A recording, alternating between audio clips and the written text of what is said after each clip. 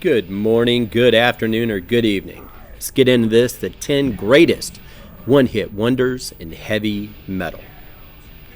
Lovers of metal know that it can be rare for some of the music genre's greatest bands and songs to hit the charts. Many of the most influential and highly regarded heavy metal bands have struggled to go platinum. Motorhead, Misfits, Exodus have never sold enough records to have an album recognized by the Recording Industry Association of America, better known as the RIAA. However, bands have headlined major festival lineups and influenced the sound of hundreds of metal bands to this day. The original Misfits will even take the main stage at Coachella in 2025. It is hard to define what makes a metal band a one-hit wonder. Some bands have mainstream hits, hitting the charts but never reaching that audience again. Other bands would have a big hit within the metal scene, but never sustain a fan base beyond their 15 minutes of fame. Whether they went gold or had a number one hit, all of these bands have a trove of hidden gems to offer, starting with number 10, Inside, Stiltskin. It charted top 10 in the US and the UK. Stiltskin is a band from Primrose, England that got their start in 1994. The grunge band made their mark on the charts with their song Inside. Despite being active to the present, their 1994 single is their biggest success. Inside is everything you expect a grunge song to be, brooding and heavy. The song was originally made for a Levi's advertisement, which contributed to its widespread appeal. The highlight of Inside is Ray Wilson's strained, raspy vocals, while the guitar riffs are predictable and catchy. The song reached number 1 in the UK charts and made its way to the top in the 10 in the US. Today, the band looks nothing like it did in '94. Ray Wilson is the only remaining original member after they disbanded in 1996. At number 9, we have XX-, Pointe, racked up over 2 million streams on Spotify. 5.0 is a number one hit wonder with a hit that reverberated through the rap metal and nu metal scene. The Illinois band was formed in 1998, just 4 years before their big hit. But while they secured some awesome opportunities, they were never able to replicate the song's reach. XX- leads off the band's debut album, Untitled, with explosive energy. The vocal performance and technique delivered by Daniel Struble are impressive and intense, with his hardcore screams brutal yet controlled. The chugging, syncopated riffs punctuate Struble's lyrics about heartbreak and devastation. 5.0 was picked up by Roadrunner Records in 2001 and released Untitled in 2002 with the label. The song was the biggest hit on the record, and in the same year as the album's release, the band saw Infinity featured in the Resident Evil movie. However, XX- remains their biggest success.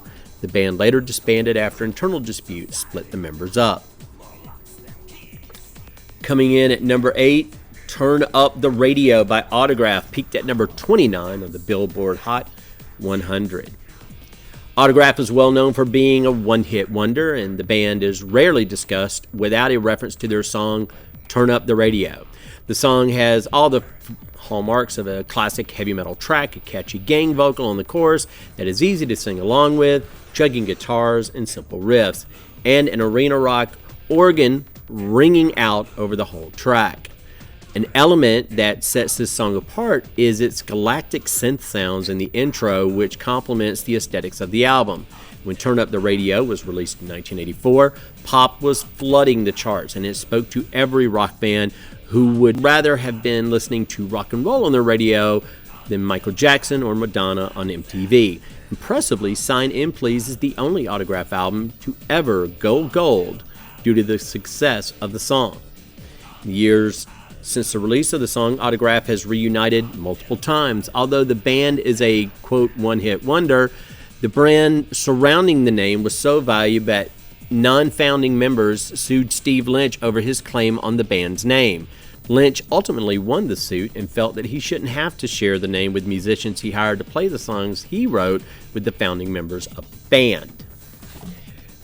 I love Autograph. I really do. I like the first 3 albums a lot. Turn Up the Radio off Sign In Please is great. Their second album was fantastic, and you had Blondes in Black Cars. The third album, I think, is their strongest of the first 3. loud and clear. I mean, Just Got Back from Heaven. It is those first three albums, and especially with Plunkett, their lead vocalist, and one of the guitarists singing, that is the sound of Autograph. They replaced him as a singer. I've heard those albums, not the biggest fan of it. I've met Steve Lynch, absolutely lovely individual, one of the sweetest guys I've met, truly. And yeah, he deserves all the accolades. We move on to number 7, Three Little Pigs by Green Jellÿ. Oh my God, I remember this. It's so good. 20 weeks on Billboard Hot 100, peaking at number 17. This comedy rock band was an unlikely breakout in the heavy metal world, with their song Three Little Pigs being their biggest success. Proudly labeling themselves the worst band in the world, the Kenmore, New York natives have been cracking jokes and shredding licks since 1981. Three Little Pigs is a twisted retelling of the classic folktale of the same name.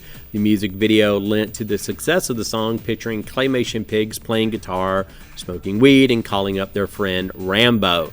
The song is intentionally horrible, overly repetitive, with an obnoxious guitar riff designed to parody the rising sound of grunge. Green Jellÿ parodies grunge the way Spinal Tap parodies hair metal. The band has cycled through several members, but the frontman and mind behind Green Jellÿ, Bill Manspeaker, still performs his punk rock puppet show today. The show has a similar appeal to a Gwar show, with ridiculous, gross puppets and audience participation. The band is considered the largest in the world, with hundreds of members that Manspeaker can call on to participate in a show. Yeah, Green Jellÿ, Three Little Pigs, really fun. They had another one, Toucan, Son of Sam, a serial killer. It's a serial killer mascot that I believe kills other serial mascots. That's the only other one I remember. Pretty funny, though. Number 6, Don't Close Your Eyes by Kix, peaked at number 11 on the Billboard Hot 100. That was a huge song for them. Good Lord. That song, back in the day, that song was everywhere. The glam metal band got their start in Maryland in the late 1970s and made a name for themselves with their hit song, Don't Close Your Eyes. The lyrical content of the song is fairly dark, seemingly about struggles with depression and suicidal ideation. The song is punctuated by a near constant steady piano chords that explode into the song's extravagant chorus, with Steve Whitman's vocals front and center, and the singer more than delivers. The single got Kix a certified gold record and drew attention to their platinum album, Blow My Fuse. Although the band has never saw any more blowout hits, they were able to maintain a dedicated fan base for 45 years until their retirement in 2023. At number 5, Headstrong, Trapt. I like that song. I like that band. Formed in 1995 and finally landed a hit on the charts 8 years later. The Los Gatos band signed with Warner Records in 2001, paving the way for their debut self-titled album. Headstrong was the lead single of Trapt and was critically acclaimed the year it was released. The song has an infectious energy. The verse have an upbeat staccato new wave sound that collapses into the song's heavy grunge chorus.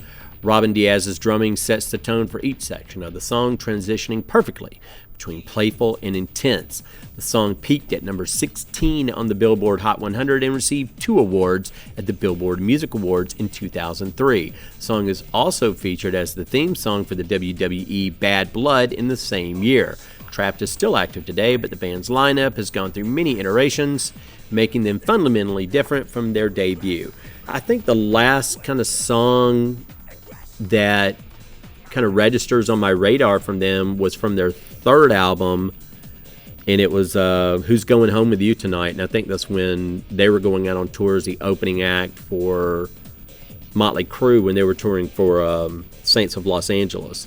So that's really kind of the last I heard of them, but those first 3 albums, I like those albums to varying degrees. Number 4, Bodies, Drowning Pool. Yeah, big song. Certified platinum on January 31st, 2019, after 1 million digital copies sold. That band, they just can't catch a break. Everyone heard Bodies, but it wouldn't be surprising if you couldn't name another Drowning Pool song, even if new metal enthusiasts know that Drowning Pool is a staple of the early 2000s era. Bodies had a huge moment in 2001 and has become a cultural staple, repeatedly being featured in movies and video games. It is the quintessential nu metal song. The lyrics about moshing and a countdown before the high-intensity chorus leaves the perfect amount of time to open the pit. The song peaked at number 6 on the Billboard Mainstream Rock chart and has since gone on to be certified platinum. Drowning Pool went on to play huge shows such as their set at Ozfest, which saw Sharon Osbourne move the band up in the lineup after seeing the success of Bodies. However, after the attacks of the September 11, 2001, the song was taken off rotation on MTV and radio due to misinterpretation of the lyrics to be violent rather than referencing a metal show. Yeah, the typical overreaction from the public. I could do a whole video on just like overreactions from 9/11, the Janet Jackson nip slip. I mean, it's insane. Anyway, sadly, the following year, Drowning Pool frontman Dave Williams passed away. His vocals were a unique and powerful element to the group, setting them on their path to success. Despite the tragedy, Drowning Pool still plays shows today with plenty of moshers hitting the floor. Yeah, they had a new singer on the next album, then a third singer on the third album, and honestly, they just couldn't find the guy. I mean, it's a tragedy when bands are stuck in that. One band that really occurs to me is Vicious Rumors. It's a great band, started in the 80s, and their lead singer Carl Albert was a integral part of the band. And even though the guitars are fantastic and the band as a whole are just amazing, they've gone through a plethora of different singers, and right now they have a Jellÿ singing for them, but it's always going to be Carl Albert. It's always going to be his voice identified with Vicious Rumors, and Dave Williams with Drowning Pool. I think that's just what they're stuck with, and just I hate it to die at such a young age and success right on the cusp of just huge success. Number 3, Balls to the Wall, except 48 million views on YouTube. Balls to the Wall. Just being a metal guy, Balls to the Wall, I like it. I like Upset, but man, Balls to the Wall is not even one of their better songs. But, one-hit wonders and all. I mean, I'll argue Metal Heart every day. German metal band Accept has origins that trace back to the late 60s. But the band didn't truly hit their stride until the late 70s. Accept maintains a fan base to this day, with touring dates worldwide in 2025. They have quite a few fan-favorite tunes that have accrued tens of millions of streams on Spotify, but only one of their songs reigns supreme. Balls to the Wall is a defining Accept song and sounds not unlike a slow and heavy 1980s AC/DC track. The song's bass breakdown, accompanied by an ominous choir singing out, perfectly builds attention for the final high-energy chorus. This song is a political anthem about rising up against oppressors that the band felt came at just the right time. It may sound like standard 80s metal, but the song holds a deeper meaning for the band. And that's just it. They're a German band, very politically motivated. Accept's album Balls to the Wall is certified gold in the United States, largely due to the massive success of the title track. Before that, the band was introduced to a global audience by opening for Judas Priest in 1981. This laid the foundation for the success of their hit. Accept is celebrating 50 years of rocking in 2025, and in all the years they have played shows, Balls to the Wall has been on every set list, of course. Number 2, Cult of Personality, Living Colour. Wow, terrific band, terrific, amazing, outstanding debut album. Reached number 13 on US Billboard Hot 100. Living Colour made a huge splash with their biggest hit. This New York City band was openly political, critiquing world politics and addressing injustices in their own backyard. In 1988, Cult of Personality was inescapable, and its lyrics have withstood the test of time. The song is a breath of fresh air in the hard rock space. The central syncopated riff is captivating and perfectly builds to the unbeat chords ringing out over the title. Corey Glover's vocals are one of a kind. His smooth delivery and vibrato stand in contrast to his raspy, belted verses. Cult of Personality comments on the public's tendency to make heroes and celebrities out of political leaders. The band brought a needed new perspective to the genre dominated by white musicians. Oh, here we go. Let's go with color. The lyrical perspective and incredible technical talent gave them the ability to rise in the ranks among bands that couldn't replicate their experience. Jesus Christ, these fucking writings, man. This is a black man's experience. You can't know. I mean, don't get me wrong. The band is political. There were a bunch of political bands. The band, they have a song. Their follow-up to Cult of Personality was a song called Letter to a Landlord. And I'm a white guy. Grew up very, very poor in the South. And trust me, we can identify with Letter to a Landlord. These journalists and their subtle race baiting, it gets taxing and tiring. Cult of Personality won the group a Grammy for Best Hard Rock Performance in 1990. The band's immense talent was recognized and supported by Mick Jagger before the release of their hit, and the band gained the respect of many of metal's biggest acts. Unfortunately, Living Colour's bright future was cut short due to the conflict between bandmates and personal turmoil, causing the group to split. The album featuring Cult of Personality, Vivid, is certified platinum. So number 1, In-A-Gadda by Iron Butterfly. Radio play brought this song to number 30 on the charts.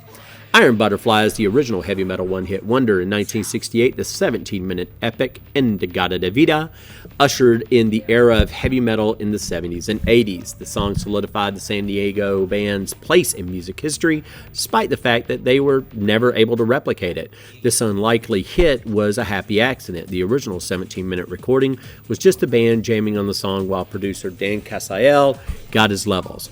Casael had captured the whole session, which he was, never meant to be a song. Thus, In-A-Gadda became a bit of a joke in the music world. Its length gave disc jockeys an extended break on the radio, but this alone isn't why the song rose to fame. Its central riff is catchy, but nothing special. It's Doug Ingle slurred vocal performance and mastery of the organ that made this track memorable. Yeah, because, if you know anything about the song is In-A-Gadda in the Garden of Eden. Iron Butterfly may have been a treasure that the world never got to experience. Only 3 years after the big hit, the band broke up. Their very small legacy didn't lend well to reunion tours or albums. Most bands that come and go in the blink of an eye don't have the staying power Iron Butterfly achieved. Their album, also titled In-A-Gadda, has gone platinum 4 times over. And that's it. Hope you liked the article. See you in the next one.